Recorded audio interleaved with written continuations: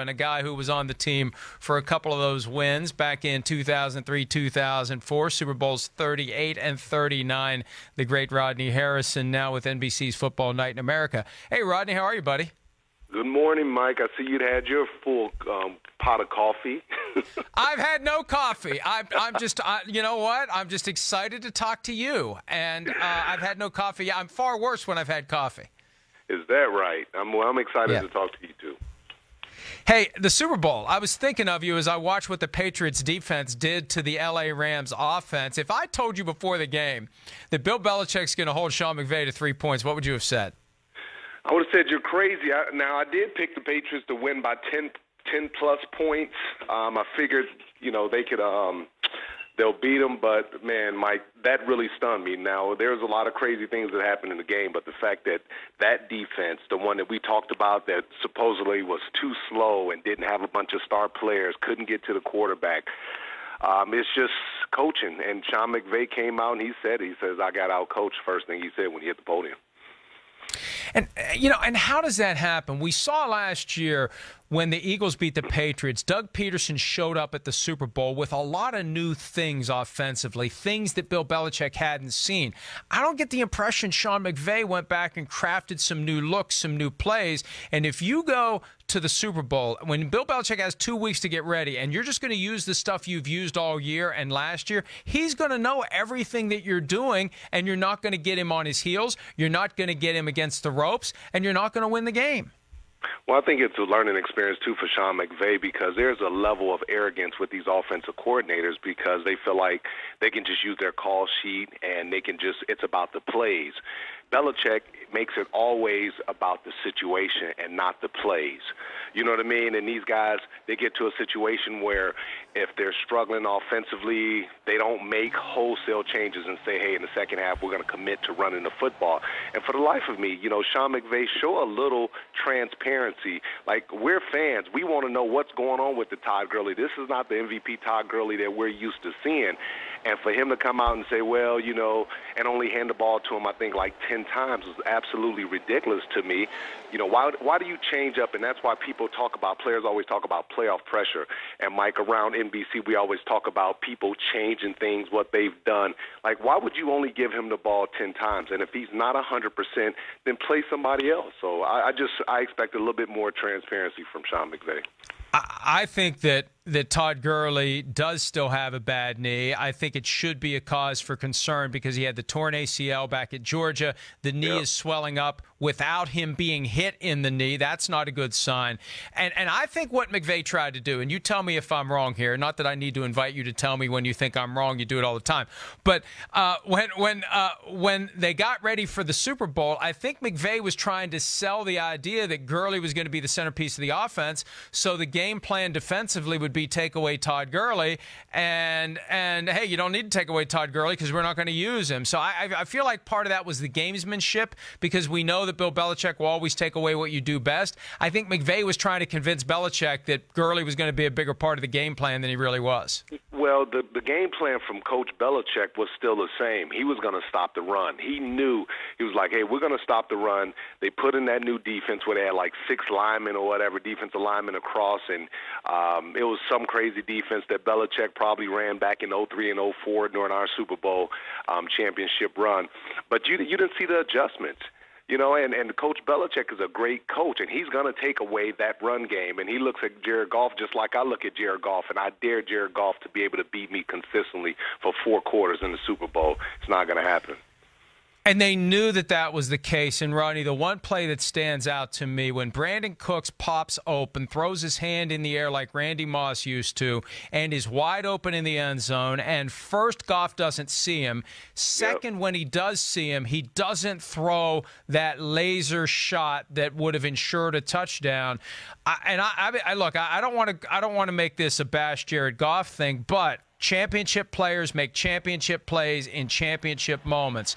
And Tom Brady makes that throw. Jared Goff doesn't make that throw. And you could argue that was the difference between winning and losing, because if he makes that throw and it's 7-3 with 18 minutes left in the game, the whole thing could play out a heck of a lot differently than it did.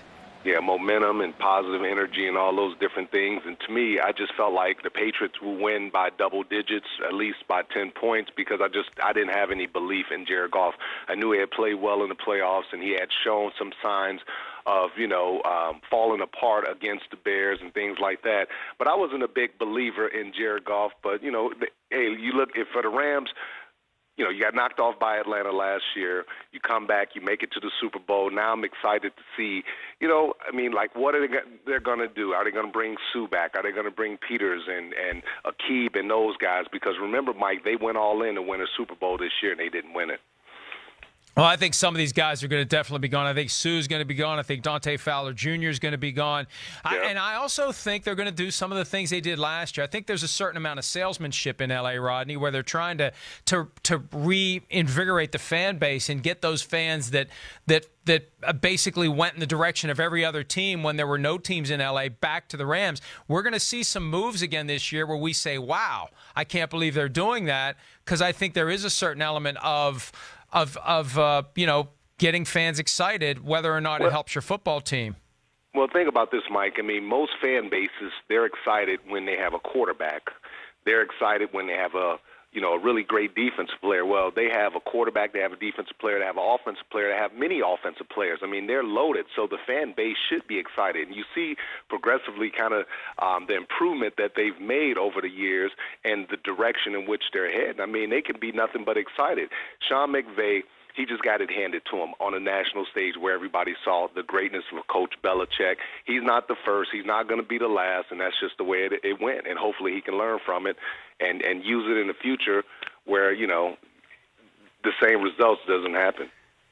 Well, and, I always say that experience means so much. And once the Patriots locked in as the 2 seed, Rodney, it's like, here we go, back to the Super Bowl, and they'll have another good chance to win it.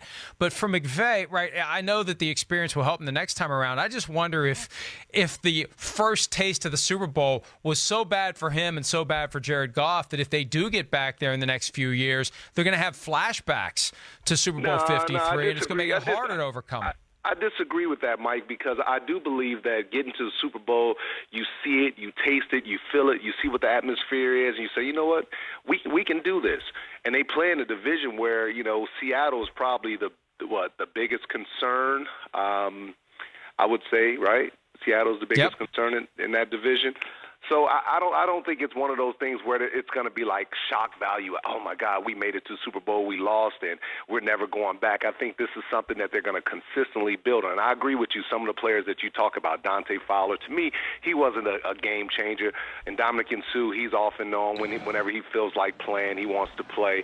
They need to get some younger guys, build them through the draft, and so you can solidify that roster instead of bringing all these guys in, a lot of these veteran players on 1-year and 2-year contracts where you're paying them a lot of money, and now you don't know if they're going to stay healthy, et cetera.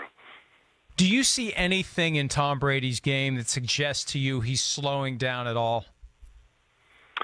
I don't know, because when I said that, he doesn't look the same, I didn't know if his knee was bothering him, and there was reports about maybe an MCL or a knee bothering him. I don't know, because he's always been so slow. And he's actually, like, when I played with Tom, he acts like he moves a little better now than he did back then, because of his training and all his flexibility work. Tom is just a very competitive guy. He wants to play. After the Super Bowl, I texted him, and, he told me some things, and he's pumped up. He's excited. He made it through another season. The league gave him a lot of motivation because they talked about Gronk. They talked about Edelman. They talked about Tom. So these are the things that he looks for. When I played for the Patriots, that's what we look for. We're number 1 seed, and I'm talking about, hey, they didn't believe in us. So we're always looking for a way to try to get some extra motivated. But isn't that amazing? And we talked about this a lot leading up to the Super Bowl. With all the things that are done, the high-level nutrition and the planning and this and that good old-fashioned, hey, somebody out there doesn't believe in us, that provides that extra little kick to get the job done. Yeah, Mike, and just really thinking about it, like I'm thinking about my career, and I was going into my 15th year and I got hurt. And if I would not have gotten hurt, literally carried off the field, I would have continued to play. I would have played my 16th year. If they would have had me, I would have played my 17th year. And I do believe the same thing with Tom. I think Tom's going to get to a point where you're out there, you're a football player, your mind, your spirit, and everything's, connected to playing football, and that's how you kind of identify yourself. And Tom is such, and he has that competitive spirit like me where, you almost have to push him off the football field in a cart. That's the only way I was coming off, and that's what my wife said. She said the only way I was going to get you to, you was going to stop playing football is if you got carried off the football field in a cart. And I think the same thing with Tom because he just loves the game so much, Mike. Why is it that the Patriots have figured it out when the rest of the NFL isn't even close? Every year they're in the mix. 8 straight years in the AFC Championship game. No matter how one year ends, they go back to 0-0, and whether they've won the Super Bowl, whether they lost it in heartbreaking fashion, they're right back at it. What is it about this organization that sets them apart in that way? They just stick to what they do. They're not, and the one thing I respect about Coach Belichick, he's not easily influenced by any new trends and things like that come out. All these, new trends and, all these different offenses and stuff like that. They stick to what they do, and he teaches fundamental football. And every single week, while I'm sitting next to you and you're typing your articles and doing your stories, I keep hitting you and I say, look, Mike, basic defense. All he has to do is knock the ball, get his head.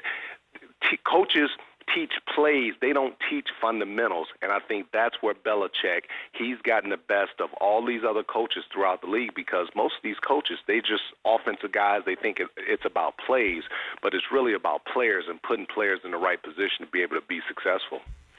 Hey, Rodney, excellent insights as always, pal. We look forward to talking to you again soon. Look forward to seeing you every Sunday. September's going to be here before you know it, buddy. Enjoy the offseason. We'll talk soon. All right, tell your son, Chris, I said hello. All right. All right. There he is, Rodney Harrison. Hi, I'm Mike Tirico, and thanks for watching. Make sure to hit subscribe for the latest news and highlights from NBC Sports.